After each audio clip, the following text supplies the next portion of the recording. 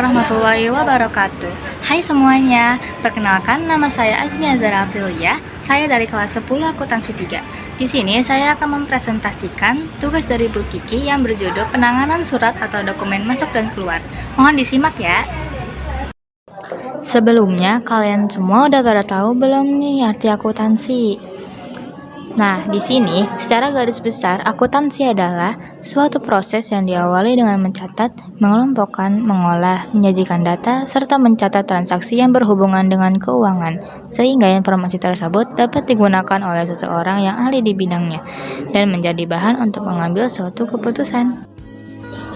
Nah, kan sekarang teman-teman udah pada tahu arti akuntansi. Ayo kita lanjut ke materi presentasi. Nah, di sini ada pengertian penanganan surat masuk dan keluar. Pengertian surat masuk yaitu serangkaian kegiatan yang dilakukan sejak surat diterima hingga surat tersebut disimpan dengan tujuan mengelola dan mendistribusikan surat-surat tersebut secara efektif dan efisien dalam suatu organisasi. Lalu ada juga surat keluar.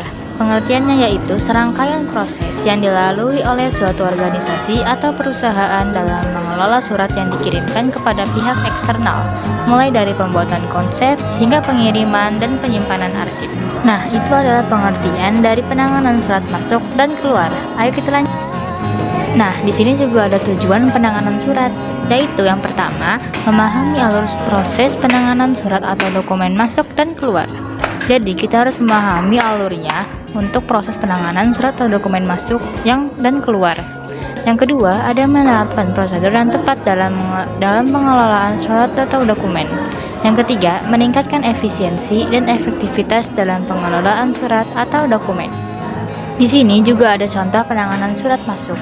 Contoh yang pertama yaitu penerimaan surat, atau yang dimaksud surat diterima oleh bagian tata usaha atau sekretariat dalam bentuk secara fisik atau melalui email. Dan yang kedua, pencatatan surat masuk, yaitu surat dicatat dalam agenda surat masuk dalam buku atau sistem digital. Yang ketiga, pemeriksaan dan penyortiran, yaitu surat dibuka dan diperiksa isinya. Nah, surat juga diklasifikasikan berdasarkan sifatnya dalam bentuk biasa, penting, atau rahasia. Yang keempat yaitu disposisi. Maksudnya adalah surat diteruskan ke pejabat terkait dengan lembar disposisi. Yang kelima, penyimpanan arsip, yaitu setelah ditindaklanjuti, surat disimpan dalam arsip surat masuk. Nah, tadi kan contoh penanganan surat masuk. Nah, sekarang juga ada contoh penanganan surat keluar. Yang pertama yaitu pembuatan surat.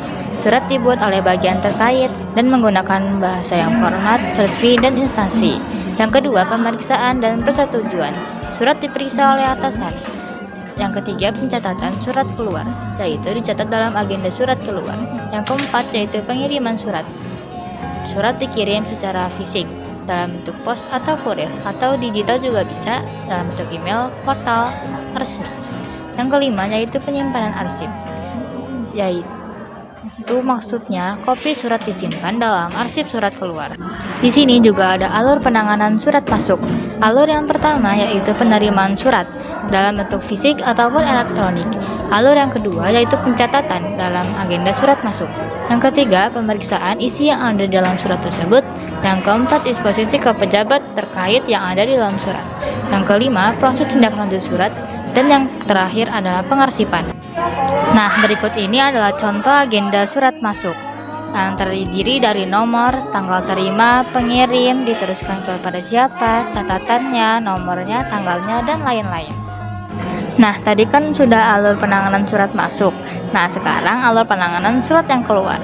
Alur yang pertama yaitu pembuatan surat oleh unit terkait. Yang kedua, pemeriksaan dan penandatanganan oleh pejabat yang terkait dalam surat tersebut. Yang ketiga yaitu pencatatan surat keluar.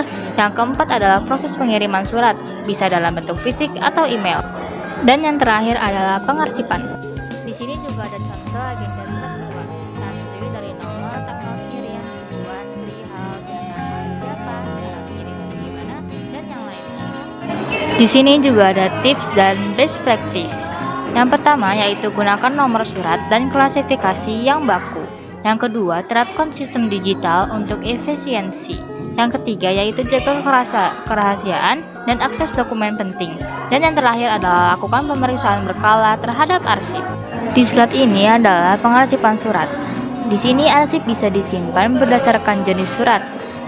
Jenis suratnya itu masuk atau keluar, tanggal, perihal atau pengirim, metodenya bisa menggunakan manual, yang bisa 100 kali, dan juga